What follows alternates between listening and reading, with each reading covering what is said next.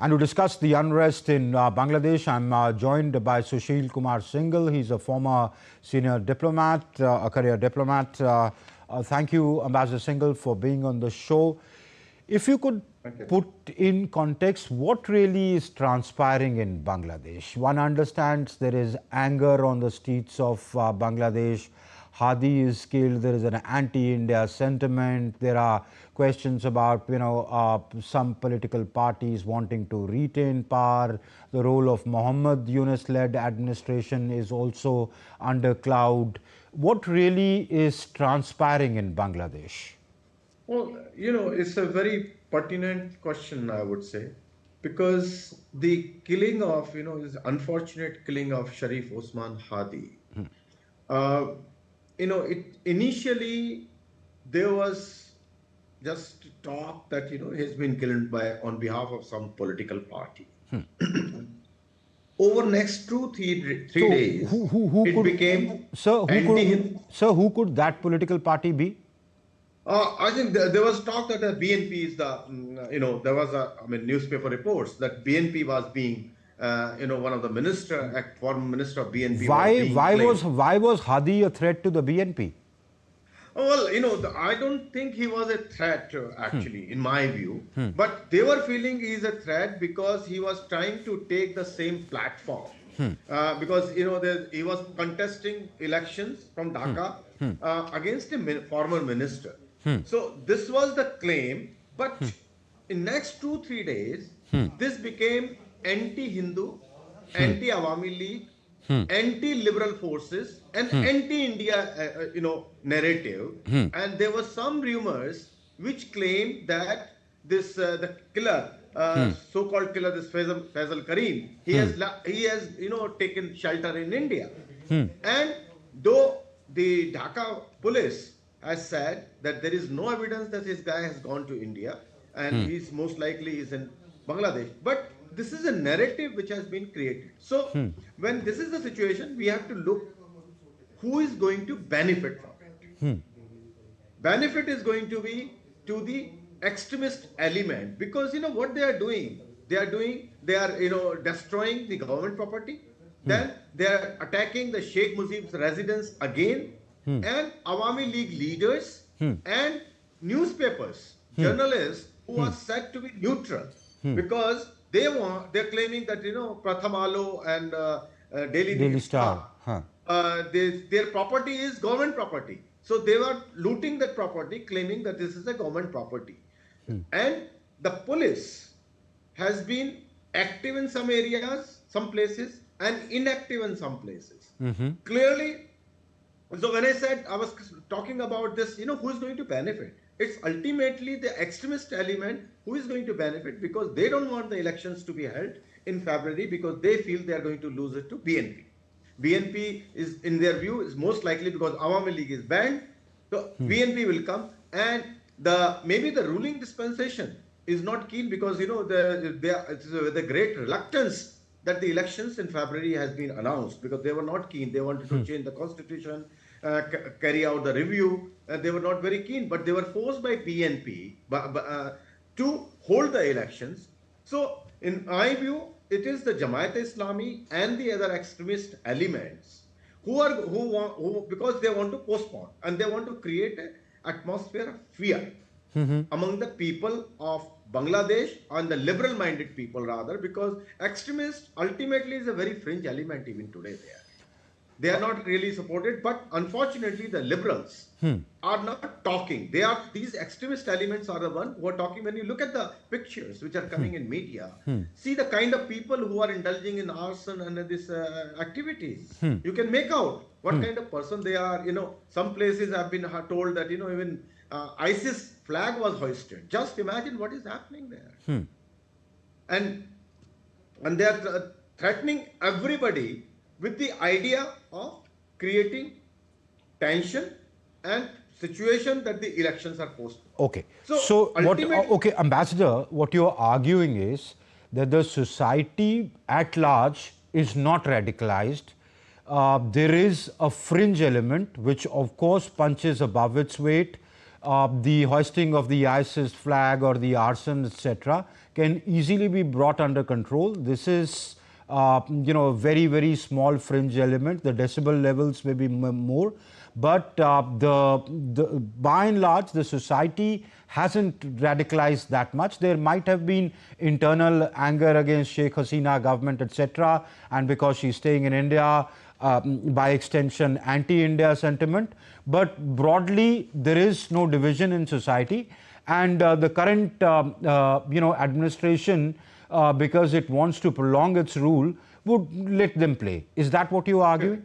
This is what exactly I'm saying, because this the interim government has the support of this extremist element, because all the leadership of the Jamaat-e-Islami, which was convicted in the court, they have been just set free.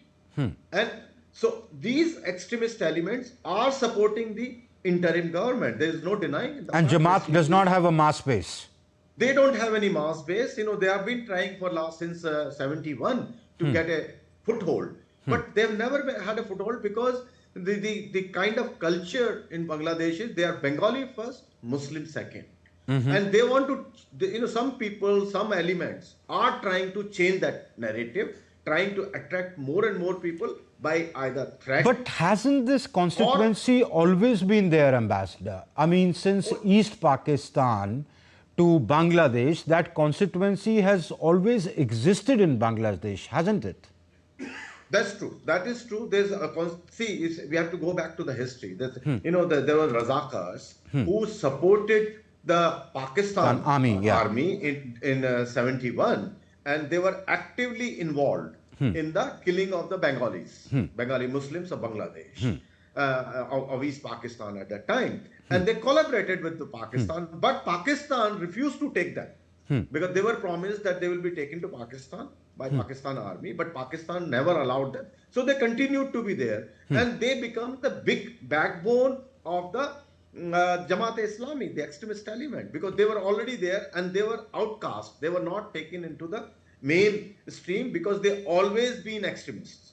So what you're saying is absolutely right. This neither by the BNP. Sheikh Hasina, her father was killed, all that we understand, but neither by the BNP. BNP also never even BNP was not taken because BNP also is a bit of a small Islamist, but they are not that extreme. So they were not willing to work with them. Only last election, last 96, they cooperated. They were co-opted, but they were not given a major role in the government. They were in the government, but not in the very senior positions or decision-making positions. Because of the requirement of the politics, they were co-opted, but still they kept them separate, and they never cooperated after that. Okay. Even the BNP. Okay. All right. Is it a matter of concern? Should it be a matter of concern for India? And how should India treat this go forward, given the present situation there? Well, ultimately it is an internal situation. Well, let me say that, it's an internal matter of the Bangladesh. But as far as the Indians are concerned, Indian properties are concerned, I understand that, today there was a conversation between the two army chiefs. Because Indian army and Bangladesh army, they have age-old relationships. Yes. So I'm reading, I don't know how much is correct, but there's some news report where the Bangladeshi army chief has assured that Indian property and Indians are well protected and they will not, no harm they will allow it to come. So it shows another angle, which I don't want to go right now into that, but it clearly shows there are certain elements, certain angles. And as far as India is concerned, I think we are already talking they called our High Commissioner, and we have also called their High Commissioner and cautioned them. So I think the message is being conveyed that, this killing of Hindus, because, the interim government have also expressed this regret that, this happened. But it is always a regret. They never take an action. Earlier, they were always claiming when there was a killing of Hindus, they were claiming that it's a political issue because they were supporter of the Awami League.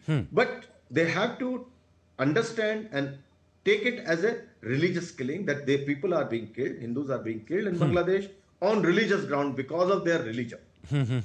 So there has to be acceptance on the part of the interim government, but interim government is not willing to accept because they have a support of these fringe extremist elements. So it will be a problem for them because they are also part of it. So you're saying India's approach should be hands-off, but he's still pushing them to take action, be it on minority killings or, you know, the general, then the security of the Indian assets there, of course, which they are bound by Vienna Convention to do, and also, you know, looking at Indian interests. One last question: if things keep going the way they do, could February 12th elections be under cloud? Well, I think that this atmosphere at least is being created for this purpose. Okay. And unless they are able to control this violence, but it is what I see is, it's all meditated, because the way it has happened is clearly it was planned. So sometime, I'm not sure, because, I don't have any evidence. I've not read any or anything, but it's quite possible even the killing of Hadi was a part of a plan, because this guy was, he was of course, he was talking anti Sheikh Hasina, anti India, but he was a nationalist, and he was not this kind of element. He was not a fringe element or extremist element. So, and he was liberal in that sense. But he was an Islamist, wasn't he? Of course, he was Islamist. Okay. One last question. My producer is telling me to wind up because of paucity of time. But one last question. I can't let go of you without asking this. If indeed the shooter of Hadi is in India, would it help if the Indian authorities catch him and send him back across the border?